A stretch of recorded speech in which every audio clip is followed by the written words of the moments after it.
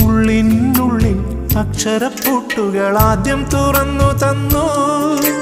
കുഞ്ഞിക്കാലടിയോരടി തെറ്റുമ്പോൾ കൈതന്നു കൂടെ വന്നു.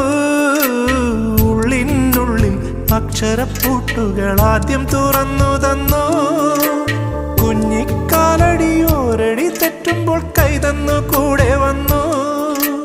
ജീവിത പാതകളിൽ ഇനി എന്നിനി കാണും നാം മറ്റൊരു ജന്മം കൂടെ ജനിക്കാൻ പുണ്യം പുലർന്നിടുമോ, പുണ്യം പുലർന്നിടുമോ?